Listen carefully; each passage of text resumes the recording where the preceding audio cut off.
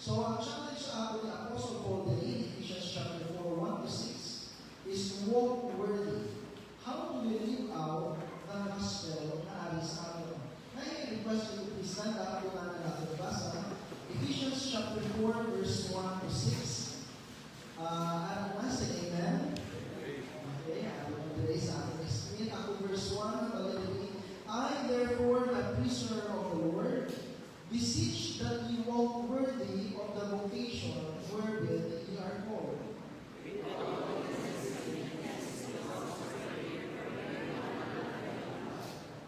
Endeavoring to keep the unity of the Spirit in the bond of peace.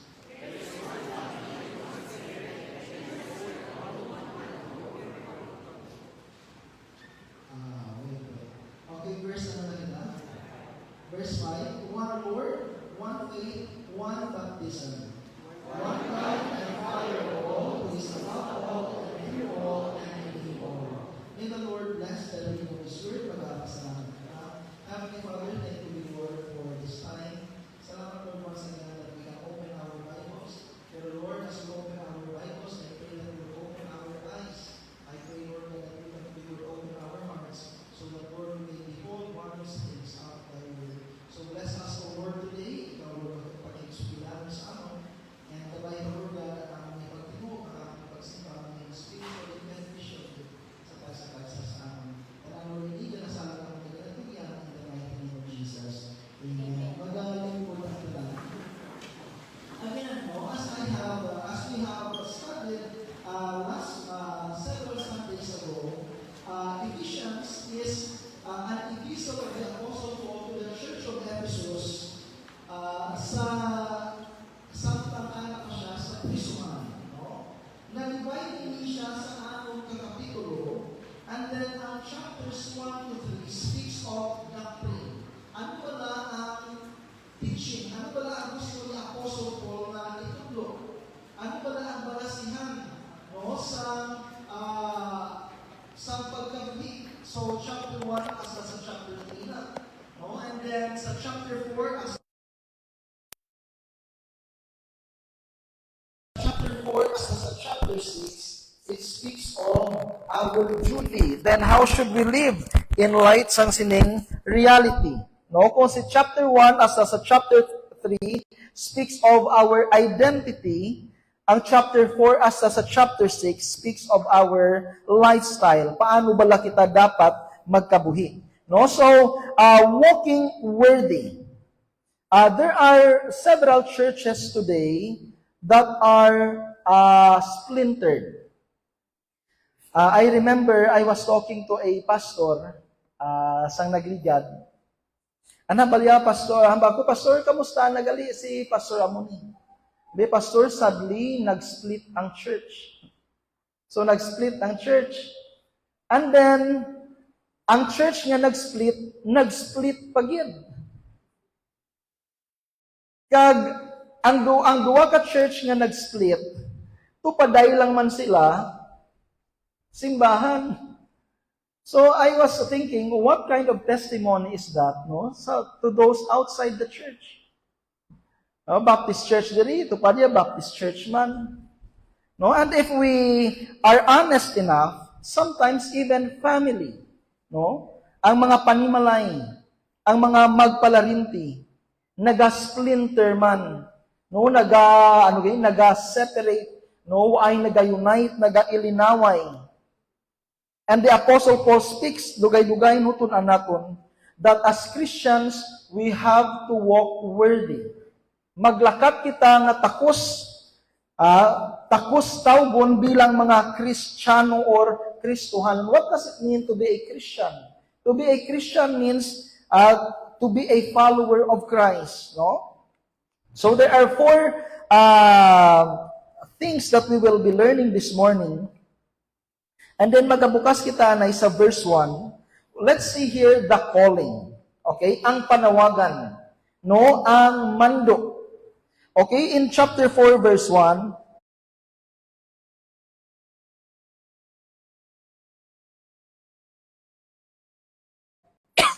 ang balya din, I therefore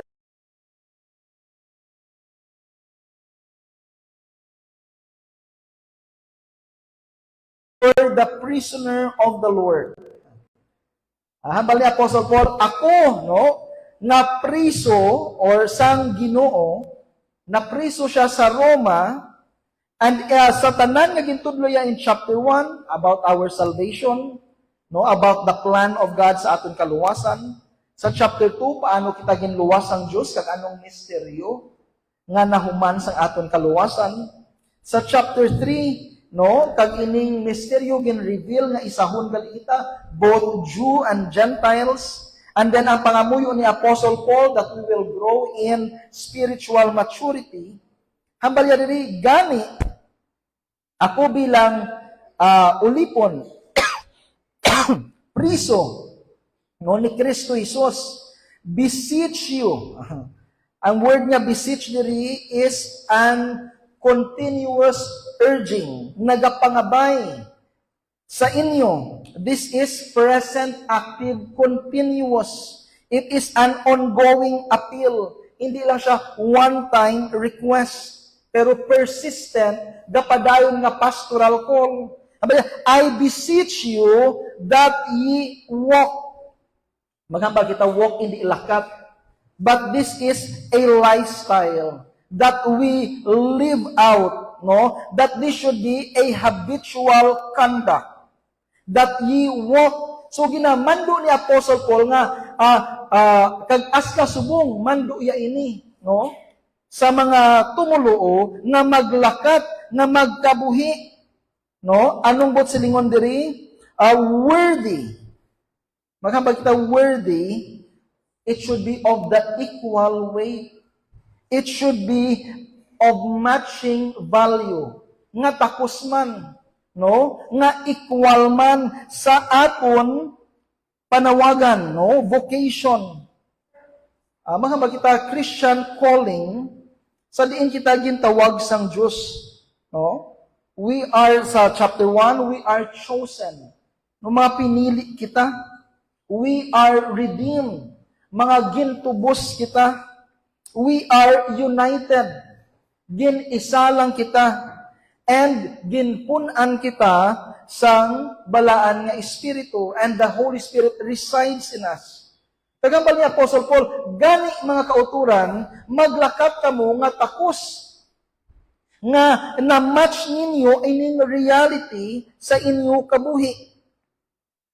Your lifestyle should match the Christianity that is in you.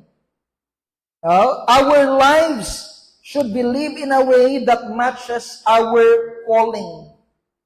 So anong but silingon sini? Ang kabuhi naton dapat mag-reflect kung anong ginobra sang Diyos sa aton.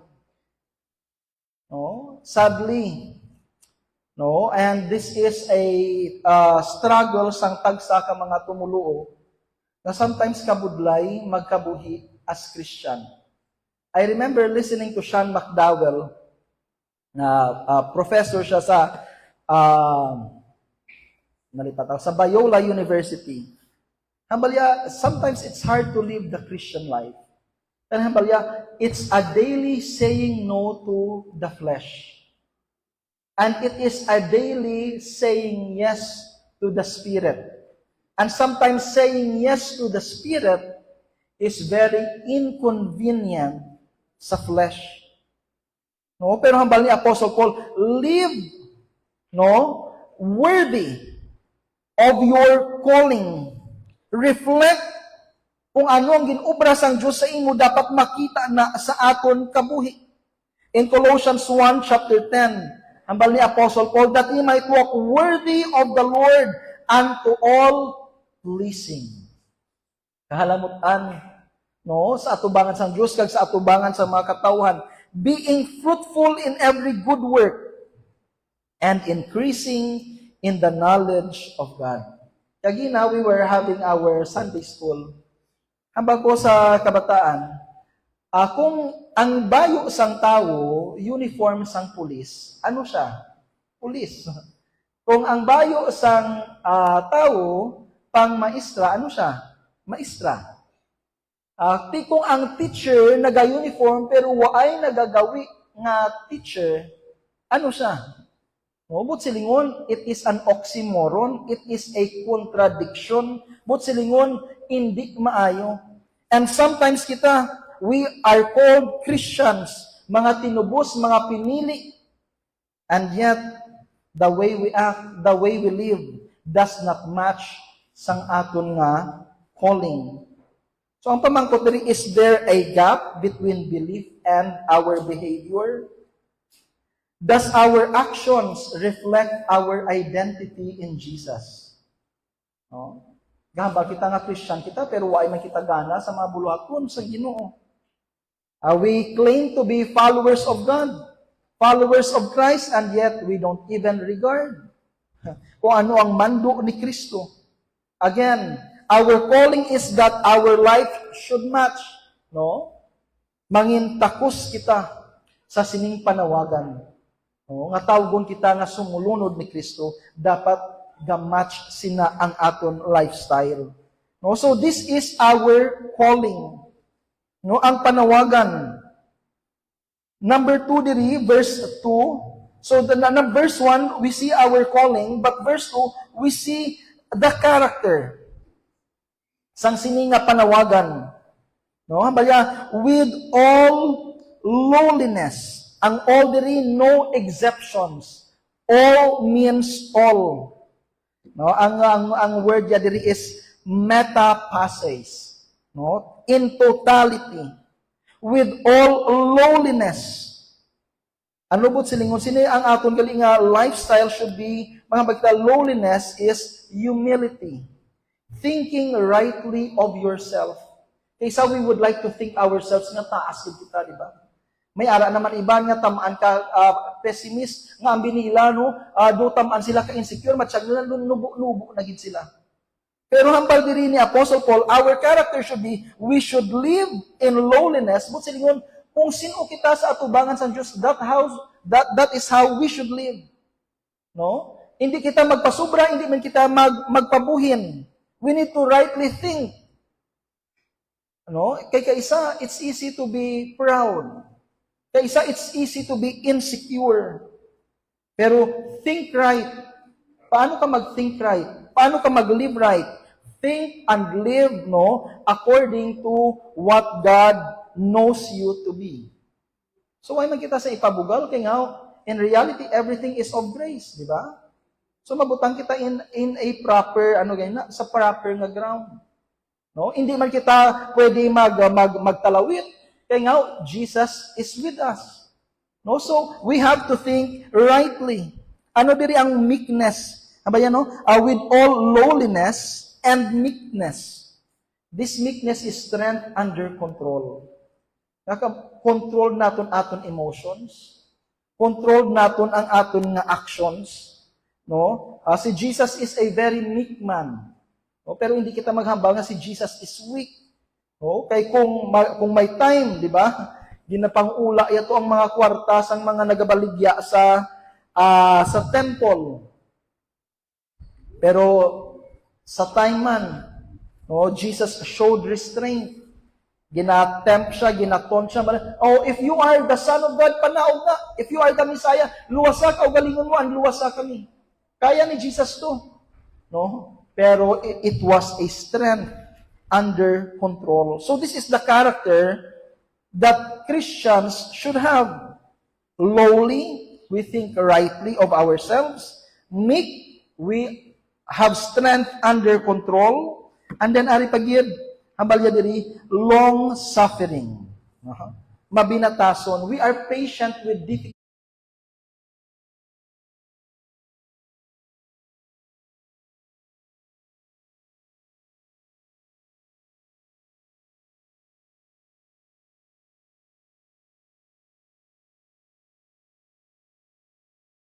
people.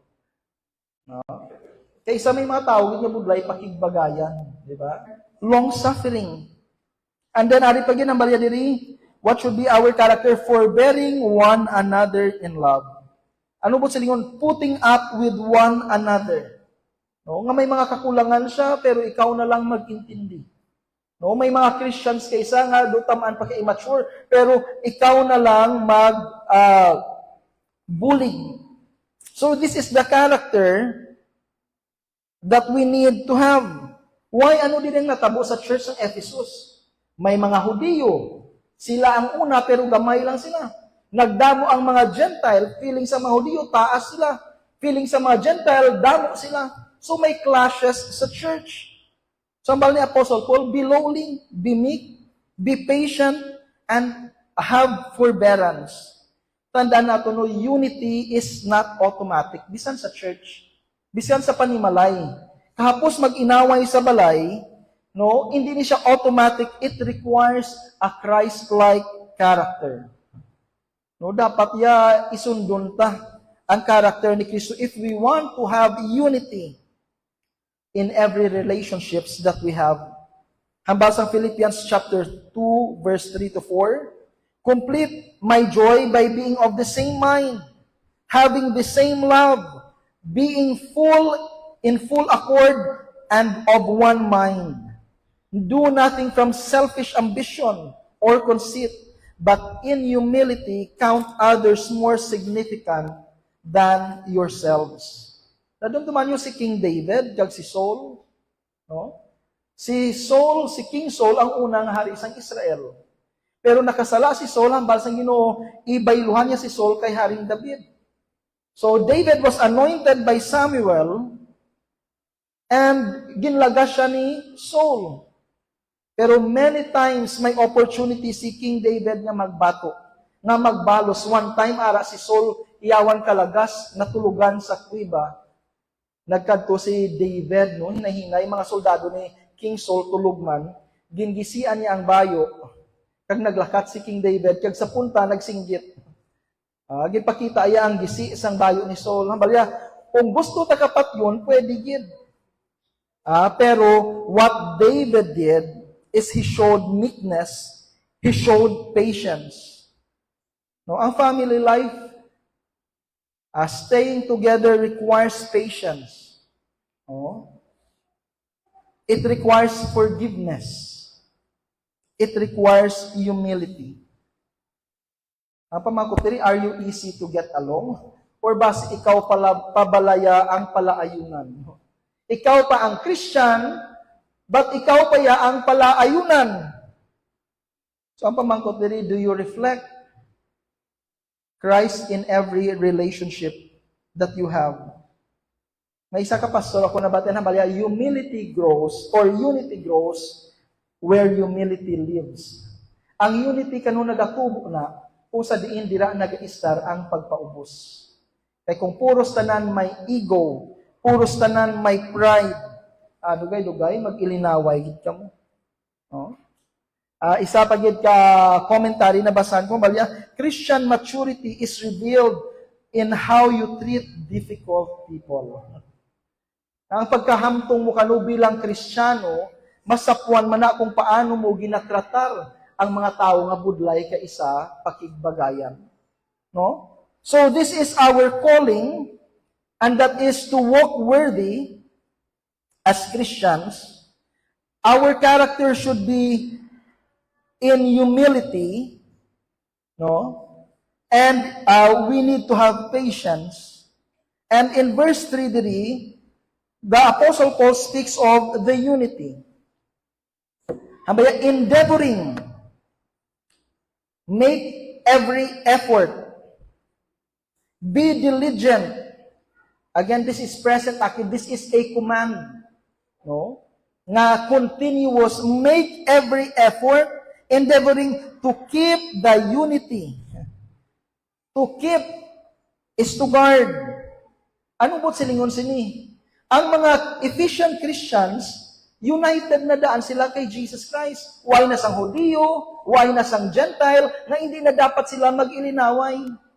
But since they were believers, they are already united in Christ. So ang hambal ni Apostle Paul diri, kay gin-isa na kamo, you have to preserve that unity.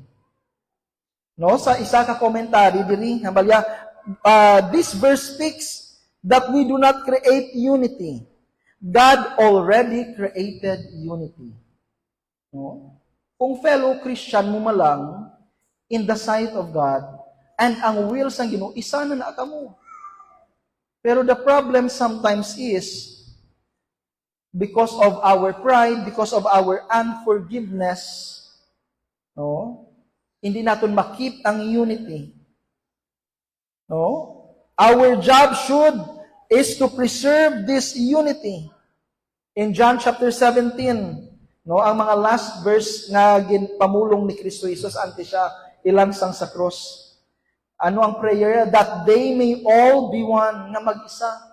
Ang mga Christians mag-unite, no? Ang mga Christian families mag-unite. Hindi mangin ka sa hindi magbahin-bahin. In Acts chapter 4 verse 32, now the full number of those who believed were of one heart. Asang na-save sila, bao, ang ila tagipuson, nag-isa lang yun. And soul, and no one said that any of the things that belonged to him was his own, but they had everything in common. O, ang mga Christians, sa pag-preach ni Apostle Peter, bao, isa na lang, nagtingob sila para sa isa kakausa. Kita nyo ang silhig na, di ba? Ang silhig nga bukog, no, balila, kung isa lang nakabilog, hapos na balion. Pero kung dako siya, kung tingob siya, bisan anong kakakusog, maiyawan ka na kabali. The same way sa Christian church, the same way sa aton nga Christian families. No, kung magbahin-bahin kita, we will be weakened. No? But if we follow the Lord with one mind, keeping the unity of the Spirit, we will be stronger and we will accomplish more. Ano kaisa ang nagapaguba sa church, even sa family? No? Ang gossip, di ba? Gossip, no? Chismis. Avoid gossip. Pursue peace. I remember si Pastor Narvaez Sambalya, kung hindi man lang na makabulig ang imo yang i-komentar, okay, salo ka namin, ang balya, hindi na lang pag-idugang. Kaya kung sagad mo pala kadugangan, instead nga mag-ayo, naglala na lang tapat. And then, isa pag is, resolve conflict quickly. Hindi na pagpabwasi. No? Kung maistoryahan nyo na subong, istoryahin nyo na nga lang nga daan. Why? Because unity is God's gift. And keeping Christian unity is our responsibility. Responsibilidad ni gali isang isa ka Christian. No? Kung gailinaway sila sa Church of Ephesus, hambal ni Apostle Paul, you should not do that. Because that is not walking worthy of your calling. Tinawag ka mo nga mga linuwas, mga balaan, mga ginpahain, set apart by God and for God. Pero kung sagad ka mo ka ilinaway dira, you are disrupting the unity that God created. No? So this is what we see. Sa verse 1, we see the command or the calling. Sa verse 2, the character.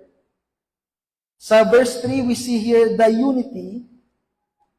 Sa verse 4, last diri, we will see here the foundation. No? Ang pundasyon sang aton pag-isa. Ang balya diri sa verse 4, there is one body and one spirit, even as ye are called in one hope of your calling. Verse 4. No? When we say there is one body, there is one church. What is the true church? May ari kita ginatawag local churches. Diri sa Victory, may dito man sa Iloilo. Pero ang tanan nga mga matuod-tuod nga tumuluon ni Kristo belongs in one church. And that is the Church of Jesus Christ, the universal church. Tinga sagad kita ka ilinaway. There are, again, 4.2 billion non-Christians in Asia alone. Isagad kita ya ka splinter. There is one church. Ano pag yun ang balya diri? One Spirit. We have the same Holy Spirit that dwells in us. Ano pag yun ang balya diri sa verse 4? One hope. We have the same future. We will be with Christ someday. Ano sa ganyo kabais? No? Verse 4, there is one Lord. No? So ang verse 5 I mean. Ang verse 4 highlights the Holy Spirit. Dili natin makita ang Trinity, no? Ang Trinitarian theology. No, may mga iglesia ni Kristo, subong iglesia ni Kristo, pero they deny the divinity of Jesus, they deny the Trinity, pero dili nato no sa verse 5, sa verse 4 ang Holy Spirit na mention, verse 5 one Lord, and that is Jesus Christ, one faith. That is we have the same gospel. Ano ang gospel? Na nakasala kita.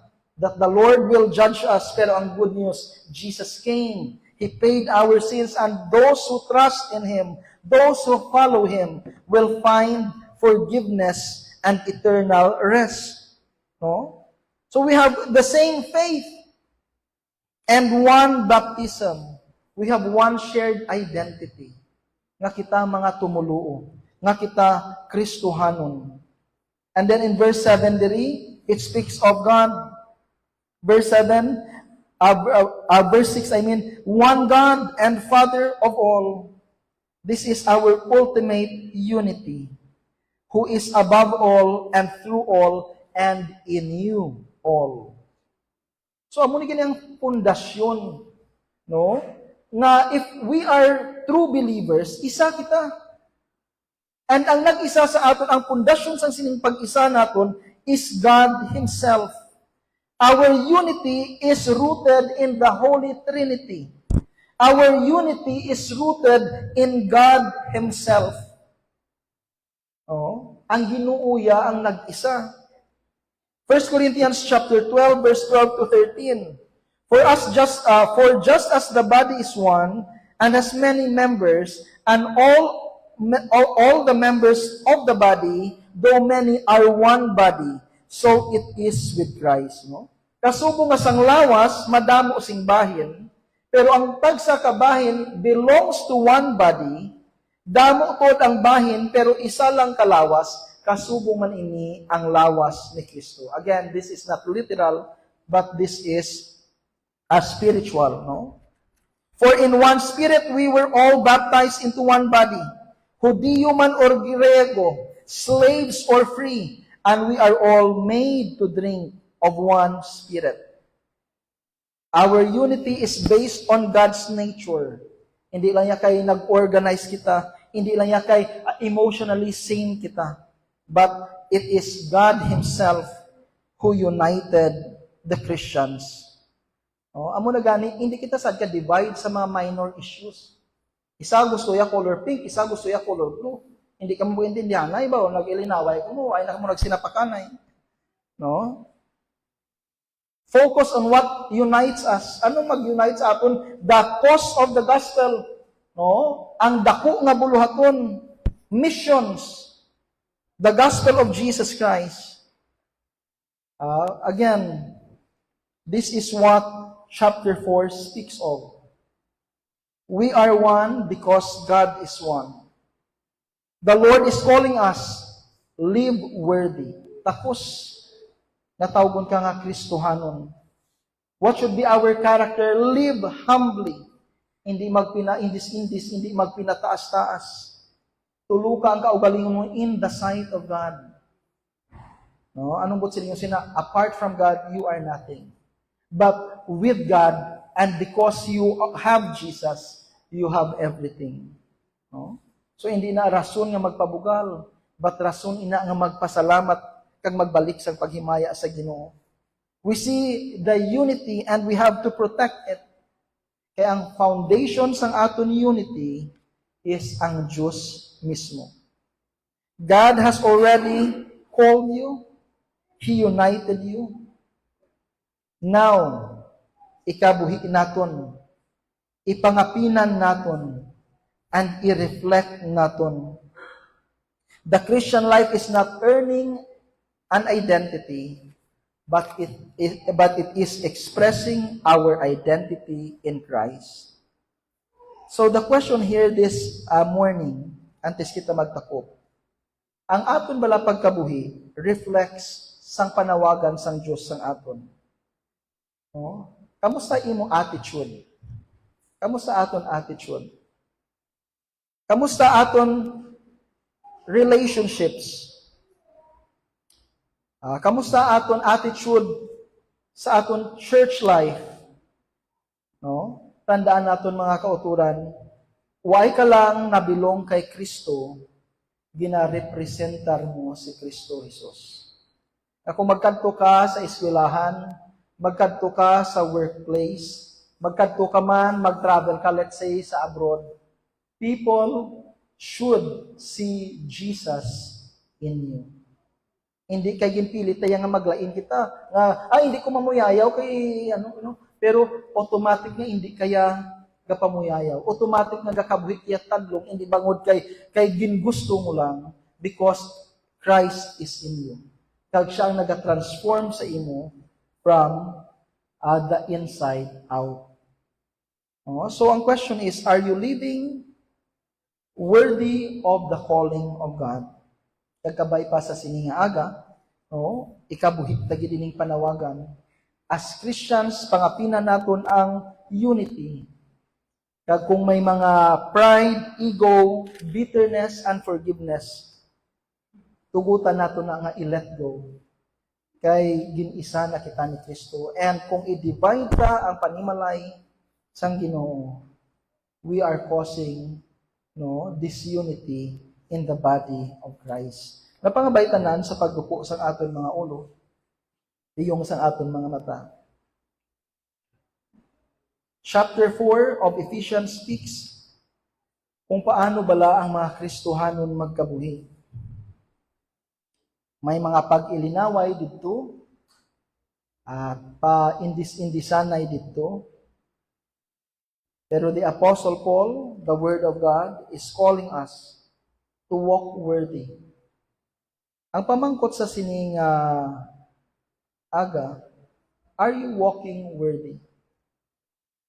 Does your profession, ang profession mo nga Kristohanon ka, match sang imo nga action? I know nga damo kita siguro gid kakulangan. Why don't you ask the Lord today, Lord, give me sang imo grace to live out sang Christian life. Give me your strength to live out sang Kristohanon nga pagkabuhi. Kamusta imo character? Ang basang Bible diri, lowly, meek. Kabalo kita mag-inchindi. Basi balado kadasig kita mapikon. Kaya isa feeling naton gusto talang aton opinion ang pamatian sang tanan. Think rightly of yourself. See yourself in the lens of God's sight. Be humble. Kamusta ang imo family? Are you united? Kamusta ang imo relationships sa church family nimo? Are you doing your part? Are you praying? Are you supporting? Are you furthering the cause? God has already united us for a purpose, and that is to glorify Him and to serve Him. Pero ang pamangkot diri, are you cooperating? Kung why pa ask the Lord, Lord, tudloi ako, give me the heart, give me the desire to do my part. Kaya kung united kita nga mga tumuluo, mas dako ang aton mahimo sa buluhaton sang Ginoo. Tandaan naton, ining unity is not organizational, pero ining unity naton is ang pundasyon ang Diyos mismo. Because we are in Jesus. Bangod ang balaan nga Espiritu ara sa aton, ginplano sang Amay nga mag-isa kita. Gani, ikabuhi ta ini,